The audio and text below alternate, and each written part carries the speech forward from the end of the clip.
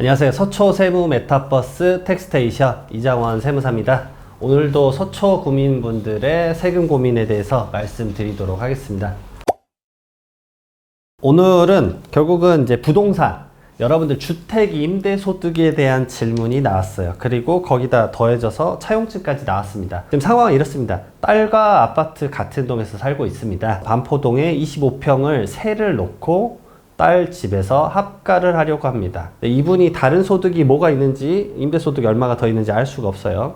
세를 놓는다라는 점에서 이 부분에 대한 이슈가 생기게 합니다. 질문을 보게 되면은 반포동 주택을 세 놓을 때 이게 지금 반전세가 이런 형태로 좀 짜져 있나 봐요. 보증금 3억 원에 월세 300만 원 세팅이 가능한데 전월세에 대한 종합소득세는 어떻게 나오는지요? 라고 물어봤습니다. 사실 여러분들 이분이 주택수가 우선 몇 개인지 말해주지 않았어요. 제가 봤을 때는 이게 질문에서 가장 핵심인데 이 질문 자체를 말해주지 않았는데 뭐 어찌되었든 반포동에 있고 25평이면 제가 봤을 때는 공동주택 가격이 12억 원이 넘어갈 것 같아요. 그래서 그걸 전제로 말씀을 쭉 올리겠습니다. 총 질문은 세 가지인데 첫 번째 질문부터 답변 드려볼게요. 자, 여러분들 그럼 이 질문 딱 들었을 때 여러분들 생각에 이거 월세 소득세 신고해야 될까요? 안 해야 될까요? 자, 여러분들 주택 자산관리 해보신 분들 당연히 아실 거예요. 이거 당연히 월세 신고해야 됩니다. 두 가지 신고해야 되죠. 첫 번째로는 2월 10일까지 면세 사업장 현황 신고해야 되고요. 두 번째로는 5월 달에 종합소득세 신고해야 됩니다. 자, 그러면 주택이 어떤 상황일 때 임대소득이 과세가 되고 과세가 안 되는지 좀 헷갈린다. 이것에 대해서 말씀 좀 해주십시오. 라고 할 수 있어요. 이분이 주택수가 안 나왔는데 주택수에 따라서 좀 더 과세가 되는 범위가 늘어날 수 있기 때문에 말씀을 한번 드려볼게요. 첫 번째로 주택이 한 채면요. 그게 기준시가 12억, 공동주택 가격이나 개별주택 가격이 12억 원 이하인 주택의 월세 수입에 대해서는 과세가 안 됩니다. 그리고 모든 보증금이나 전세금에 대해서도 과세가 안 돼요. 근데 반포동에 12억 원 넘어갈 것 같지 않으세요? 반포동에 25평이면. 그리고 지금 보증금 3억 원에 월세 300만 원이면 상당히 묵직한 월세가 아닐 수가 없습니다. 그래서 제가 봤을 때 이거는 기준시가 12억 원 초과되기 때문에 주택이 이분이 한 채가 있더라도 당연히 월세 수입이 발생할 것 같아요. 거기다 더 나아가서 세대 합가를 했잖아요. 결국은 딸도 같은 동에 살고 있댔지만 딸이 만약에 주택이 있다거나 본인이 다른 주택이 더 있으면 2주택으로 넘어갈 수도 있겠죠. 자, 2주택자는 모든 월세 수입에 대해서 과세가 되고요. 모든 보증금과 이 전세금에 대해서는 과세 대상이 아닙니다. 자, 그리고 3주택부터 좀 달라져요. 모든 월세 수입에 대해서 과세가 되는 건 똑같아요. 근데 여기서부터 뭐가 추가되느냐? 바로 여러분들이 이제 받고 있는 보증금, 전세금에 대해서도 세금을 매깁니다. 왜냐? 그것도 소득으로 일정 부분에 대해서 계산하는 법이 있거든요. 그걸 뭐라고 하냐면 일정 부분 이자 정도를 곱해요. 예를 들어서 10억짜리 내가 보증금을 갖고 있다라고 한다면 10억에다가 뭐 3% 뭐 이런 식으로 곱해요. 그걸 곱하는 이유가 뭐예요? 이걸 은행에만 집어 넣어놔도 그 정도 이자를 번다라고 생각을 하기 때문에 이걸 표현을 세법상 뭐라고 하냐면 간주 임대료라고 합니다. 임대료로 간주해서 당신의 소득으로 봐서 세금을 매기겠다는 얘기죠. 그럼 그 기준이 얼마입니까? 라고 말씀하시면 비소형주택 3채 이상 보유 그리고 해당 보증금과 전세금의 합계액이 3억 원을 초과하는 경우에 해당 보증금과 전세금에 대해서 일정 금액을 계산을 해서 이 간주임대료로 소득을 매겨서 과세를 하고 있습니다. 그럼 소형주택이 뭡니까? 비소형주택이라고 하셨으니까 소형주택은 주거 용도로 한 호 또는 한 세대가 면적이 40제곱미터 이하이면서 기준시가가 2억 원 이하의 주택이에요. 말 그대로 우리가 흔히 알고 있는 원룸입니다. 원룸. 원룸 운용하게 되면은 그거는 많은 좀 어려운 사람들을 위해서 주택을 공급해주는 차원으로 볼 수 있기 때문에 그 부분에 대해서는 내가 그 보증금에 대해서 말 그대로 간주임대료를 과세하진 않겠습니다 라는 내용이에요. 결국은 비소형주택이 3채 미만 갖고 있거나 아니 보증금 전세금 합계가 3억 원 이하인 경우에는 이 부분에 대해서도 간주임대료가 과세되지 않는다라고 알 수가 있겠죠. 그래서 이런 것들을 본인이 좀 직접을 계산한다는 게 쉽지가 않을 수 있긴 하겠지만 저는 면세사업장 현황신고는 본인이 직접 했으면 좋겠다라고 항상 말씀을 드려요. 왜냐하면 2월 10일 날 신고하는 건데 그때는 가산세가 특히 발생하지는 않습니다. 특별히 특별 요건에 해당하면 뭐 가산세가 발생할 수도 있겠지만 근데 본인이 운영하고 있는 그 주택에 대해서 지금 시세는 얼마 정도 하지?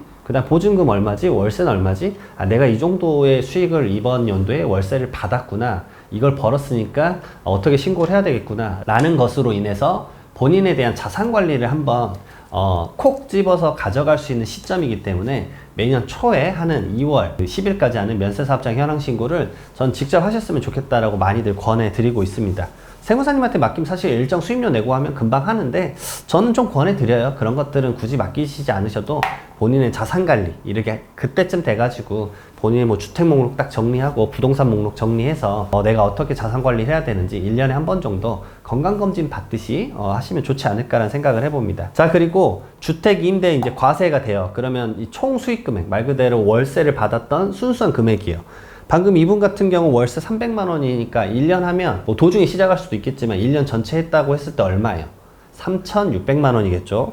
그러면 이분은 말 그대로 종합과세로밖에 과세가 안 돼요. 종합과세는 뭐냐? 내가 다른 소득이 있으면 다른 소득이랑 지금 3,600만 원 임대소득 합쳐서 무조건 계산하셔야 돼요. 이게 무슨 말이냐? 라고 하면요. 2천만 원 이하면은 또 봐주는 게 있습니다.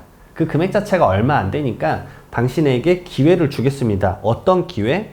분리과세라는 조건을 줍니다. 이거 사실 2천만 원 이하면 좋아요. 그래서 이분이 만약에 보증금을 더 높이고 월세를 좀 더 낮춰서 예를 들어서 뭐 150만 원으로 낮춘다고 해볼게요. 그럼 1년 했을 때 얼마예요? 1,800만 원이죠. 그러면 그렇게 가져가는 게 본인에게 더 유리할 수도 있기 때문에 이런 의사결정에 대해서 상담에 대해서 복합적으로 들어보는 게 저는 좋다라고 생각해요. 왜냐? 지금 300만 원 픽스 됐으니까 이대로만 알려주세요. 이게 중요한 게 아니잖아요. 왜냐? 이게 3억에 300만 원 이미 시작했다고 가정을 하더라도 2년 지나면 내가 바꿀 수 있잖아요. 조건 자체를. 이거 해보니까 종합소득세도 많이 내고 하다못해 건보료도 많이 올라가는 것 같아. 이러면은 차라리 월세를 좀 낮추는 게 낫겠는데? 그럼 2천만 원 이하 낮췄을 때 어떤 것이 나에게 유리할까? 그런 것들에 대한 정보를 여러분들이 알아가는 것이 오히려 이런 영상에서 도움이 되겠죠. 자, 어쨌든 2천만 원 이하면 어떤 걸 할 수 있냐면 분리과세를 할 수 있어요. 다른 소득 금액이랑 합쳐서 계산하는 게 아니라 주택 임대 소득 금액에 대해서만 딱 계산하고 끝. 근데 그것에 대해서 세율을 몇 프로를 뗀다? 14% 딱 떼고 끝이에요. 그러니까 오히려 이게 더 세금이 적게 나오는 경우가 꽤 있습니다. 왜 그러냐면 그 계산의 법칙을 말씀드릴게요. 분리과세로서 이 주택 임대 소득 2천만 원 이하잖아요. 그러면 필요 경비, 말 그대로 내가 쓴 금액, 임대 사업 하시면서도 쓴 금액이 있을 거잖아요. 그 쓴 금액이 임대주택을 등록을 하면 기본적으로 60%. 그러니까 2천만 원을 벌었다 그러면 1,200만 원까지는 그냥 경비로 인정을 해주는 거예요. 뭐 임대주택 등록 안 하더라도 50%까지는 그냥 경비로 인정을 해줘요. 그러면 얼마죠? 1,000만 원까지 인정해 주는 거예요. 그럼 1,000만 원에 대해서만 내면 돼요. 근데 거기다가 소득공제를 얼마를 해주냐면 임대주택을 등록하면 400만 원, 임대주택을 등록하지 않았을 때는 200만 원. 그러면 등록 안 하더라도 800만 원에 대해서만 세금을 내면 돼요. 14%로. 그러니까 경비를 엄청나게 많이 인정해 주는 꼴입니다. 50%나 경비가 인정해 주는데 내가 얼마를 썼든 간에 그냥 50% 인정해 주겠습니다 라고 해주는 건데 엄청나게 장점이 아닐 수가 없어요. 말 그대로 세부담을 엄청 낮춰준다라는 거죠. 정말 큰 도움이 되지 않을 수가 없습니다. 종합과세가 되면 2천만 원 초과되면 그러면 실제 내가 썼던 경비 아니면은 추정해서 계산하는 필요경비를 넣어야 되는데 추정해서 계산하는 필요경비가 2천만 원 초과됐을 때 30% 후반에서 40%대예요. 40% 초반. 그러니까 결국 50%가 더 나을 수도 있다라는 얘기죠. 그래서 월세액을 조정해야겠구나라는 생각이 들 수밖에 없습니다. 근데 이게 집마다 2천만 원이 아니라 전체 1년간 주택 임대소득으로 벌어들인 금액이 2천만 원이어야 돼요. 지금 이분은 다른 주택이나 다른 주택 임대소득이 있는지 말을 안 해주셨기 때문에 전제 조건 자체를 다 말할 수는 없겠죠. 왜냐면 이걸 150만 원으로 낮췄어요. 1,800만 원인 줄 알았는데 다른 임대소득, 주택 임대소득으로 뭐 1,000만 원을 벌고 있어요. 그럼 2,800만 원 되니까 무용지물이 될 수밖에 없는 거죠. 그러니까 다각도로 생각을 해야 돼요. 그러니까 다른 전제들도 다 말씀을 주셔야 그것에 대해서 세금에 대해서 내가 알아갈 수 있는 바가 아주 풍성해질 수밖에 없다라는 점입니다. 자, 그래서 종합과세가 되면은 실제나 추정해서 계산한 다음에 부양 가족 등에 따라서 소득공제 총총총 똑같이 적용받아서 낮은 세율인 6%부터 최고 세율 45%까지 적용을 받는 거예요. 그리고 2천만 원 미만일 경우에는 방금 말씀드렸던 분리과세에서 내가 경비 막 50%씩 인정받고 14% 내는 것과 그 다음에 내가 실제 쓴 경비가 더 많다라고 한다면 그걸로 종합과세 해가지고 내가 세금 내겠다라고 하는 것 중에 선택을 할 수 있기 때문에 더 세금을 적게 내는 방향을 내가 가져갈 수 있다라는 거죠. 근데 그런 것들에 대해서 계산하는 법이 사실 좀 어렵습니다. 이건 직접 계산하는 건 사실 어려워요. 세무사님들도 프로그램의 도움을 얻어서 이거 빨리 비교를 하거든요. 일정한 시간이 꽤 걸리니까. 그래서 이런 비교가 직접 되지 않는다, 좀 빨리 되지 않으신다라고 한다면 이런 부분들에 대해서는 뭐 전문가의 손길을 좀 빌리시는 게 낫지 않을까라는 생각도 합니다. 물론 홈택스, 국세청 홈택스 사이트에서도 이런 것들 비교할 수 있게끔 전부 나와 있는데, 그런 매뉴얼들 익혀서 직접 한번 해보시는 것도 전 도움을 줄 수 있다라고 본다라는 측면에서는 한번 참고는 하시지만, 본인이 직접 종합소득세 신고를 한다? 그건 제가 봤을 때 오류가 날 수도 있어요. 사실 그 오류를 많이 제가 경험을 해서 오히려 추가적으로 제가 수임료 받고 또 그걸 수정 신고해 주는 경우가 너무 많았기 때문에, 그래서 이런 것들은 좀 전문가의 손길로 5월 달에 빌려가지고 한번 신고하시는 걸 좀 권해드리겠습니다. 차라리 그분에게 어떻게 신고가 됐는지, 내가 자산관리나 세금에 대해서 어떻게 처리하면 좋을지에 대해서 얘기를 듣고 그것을 학습하시는 게 더 낫지 않을까라는 생각을 한번 해봐요. 자, 그리고 국세청에서는 내가 분리과세일 때 내가 직접 신고하지 않아도 되게끔 시스템을 엄청 잘 정비를 해놨습니다. 바로 뭐냐면요, 국세청 모두 체험 서비스라는 게 존재해요. 말 그대로 수익 금액이 좀 낮아요. 임대 서비스업은 얼마? 직전 과세 기간의 수익 금액이 2,400만 원 이하였어요. 그러면은 당신 단순경 비율로 적용되게끔 내가 그냥 납부서 보내줄 테니까 거기 AS 전화만 딱 눌러. 그래서 그러게 오케이 하면은 그거대로 세금 납부하고 신고된 걸로 봐주겠습니다 라는 거예요. 납세자의 협력 비용을 줄여주겠다는 거죠. 얼마 안 되는 비용으로 내가 국세청 그 신고를 하기 위해서 세무사의 도움을 얻는 그런 비용도 우리 국가 차원에서 좀 절약해 주겠다 라는 그런 부분도 존재한다라는 거 말씀을 좀 드립니다. 사실 부동산 임대업, 특히나 주택 임대업 지금까지 말한 거는 거의 초반 매뉴얼 정도예요.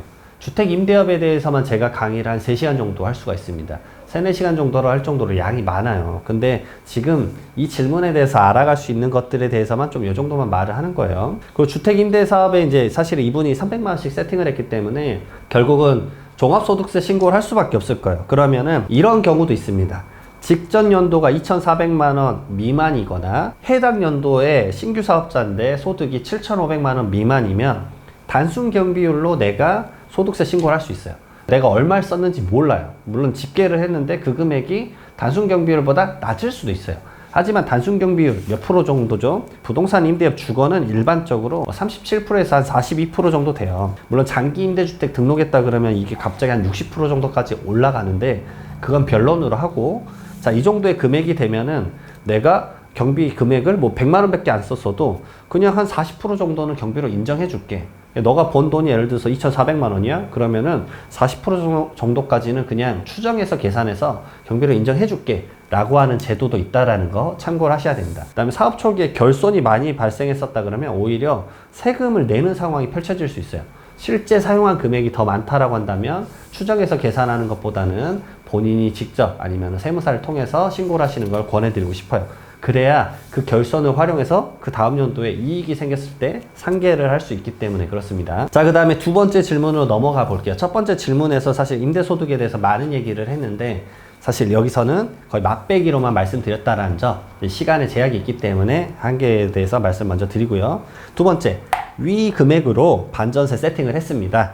그러면 건강보험료 요율 또는 납부금액 인상이 되는지요? 제가 봤을 때는 거의 100% 될 것 같아요. 우선은 기존에 본인이 직장가입자, 즉 근로소득자였는지를 한번 따져봐야 됩니다. 직장가입자였는지 지역가입자였는지 따져봐야 되죠. 왜냐하면 근로소득이 있는 사람은 근로소득 외의 소득금액이 2천만 원 초과가 되면은 소득 월액 건강보험료가 별도로 부과됩니다. 근데 여기서 소득 금액이 2천만 원이에요. 자, 세법에서 용어가 어려운데 사업소득은 뭐예요? 월세 방금 300만 원 곱하기 12, 3,600만 원이에요. 그 다음에 소득세 신고하시잖아요. 필요경비를 빼요.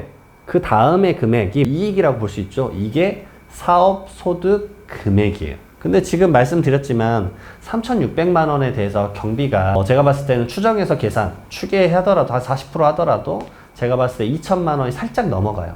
결국 어떻게 되는 거죠? 2천만 원을 초과했기 때문에 소득 월액 건강보험료가 별도로 부과될 수 있다는 점. 그래서 아까 말씀드렸잖아요. 이 월세 자체를 2천만 원 이하로 하게 되면은 건강보험료에 대해서 직장가입자일 때 소득 월액 건강보험료 별도로 부과되는 것도 적용 안 될 뿐더러 소득세 부분에서도 유리해질 수 있다. 이런 점들을 여러분들이 참고를 해서 월세 액수를 조절하는 겁니다. 나에게 가장 적합한 게 뭔지를 찾아가는 거죠. 물론 그 액수는 선생님이 갖고 있는 다른 근로소득 외에 금액이 얼마인지를 알아야 되는 거예요. 소득금액 전체 금액이 얼마인지 알 수 없기 때문에 얼마나 요율이 올라간지는 알 수가 없습니다. 자, 그 다음 지역가입자라고 한다면 소득, 재산, 사업소득 요건 이런 것들에 대해서 상황에 따라서 무조건 지역가입자로 이제 건강보험료가 부과가 될 거예요. 소득에 대해서는 건강보험료 적용 비율이 100%잖아요. 그렇기 때문에 주택 임대소득 증가가 건강보험료 증가에 직접적으로 영향을 미친다고 볼 수밖에 없습니다.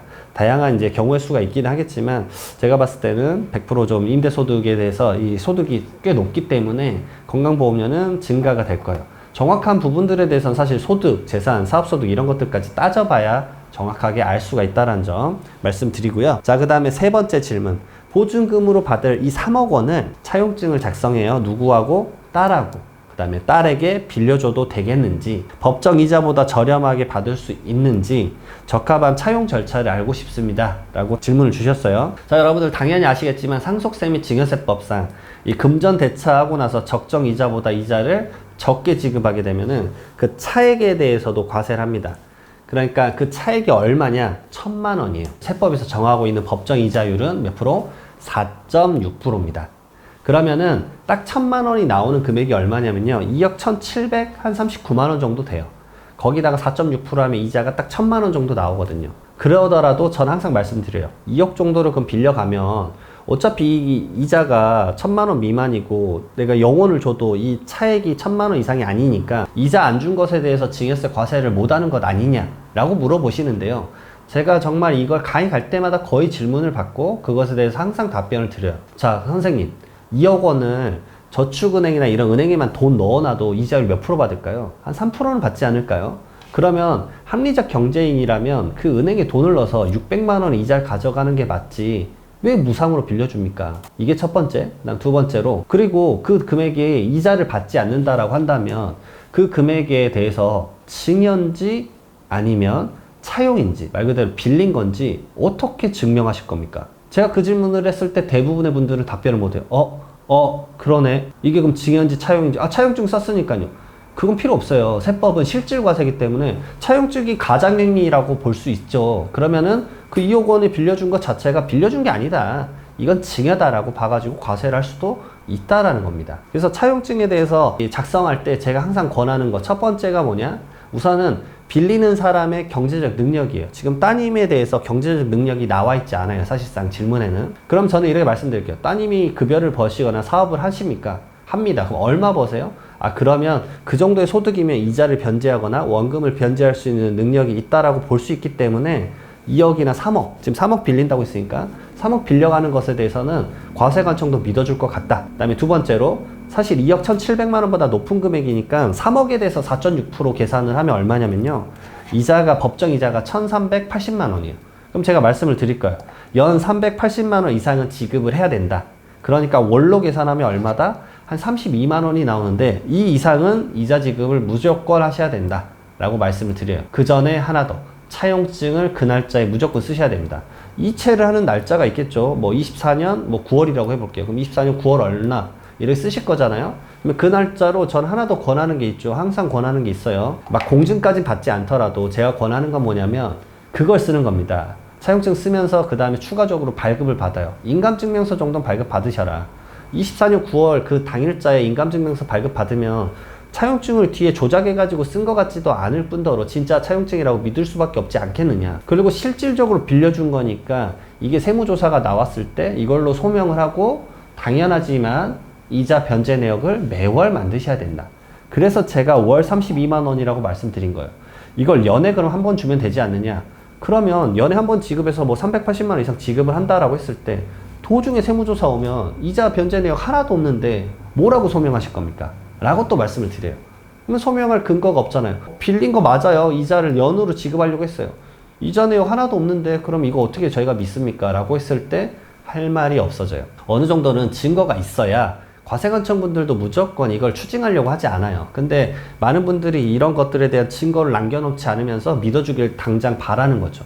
세법에서 법에 이렇게 적혀있으니까 이래 되는 거 아니냐. 그건 너무 단순한 룰이에요. 복합적으로 적용되는 세법을 너무 단순하게 생각하셔가지고 추징당했을 때 억울하다라고만 하는데 억울하지 않을 수도 있죠. 왜냐하면 그것에 대해서 가장행위인지 아닌지를 알 수가 없기 때문에 그렇습니다. 그래서 이런 부분들 좀 조심하셔야 돼요. 차용증 꼭 쓰시고, 그 다음에 여러분들 빌린 척 하는 게 아니에요. 무조건 빌리신 거면요, 세무조사 일어났다라고 해볼게요. 그러면은 그 기록이 무조건 국세청에 이 기록이 남아 있습니다. 그래서 그걸 변제를 했는지 안 했는지 계속 트래킹 할 거예요. 이런 부분들까지 여러분들이 알고 있어야 내가 정말 이 돈을 빌려주고 갚아야 되겠구나, 받아야 되겠구나 라는 생각까지 들 수 있습니다. 정말 조심하셔야 되겠죠. 특히나 이게 조사가 언제 많이 나오겠어요? 따님이 이 돈을 가지고 왜 3억이나 큰 돈을 가져가겠습니까? 분명 따님이 이 돈을 받아서 부동산을 새로 구입을 한다거나 아니면 뭐 어떻게 다른 것들에 대한 쓰임새로 쓰려고 하겠죠. 그러면 그 쓰임새가 대부분 3억 정도면 정말 큰 금액이잖아요. 그것에 대해서 자금 출처 소명이 나오면서 걸리게 될 확률이 높아요. 그러니까 미리미리 준비를 하셔야 된다 말씀을 드리고, 자금 출처 조사가 뭐 다음 달에 당장 나오냐 이러지 않습니다. 갑자기 2년 있다가 3년 있다가 어느 날 갑자기 나타날 수도 있어요.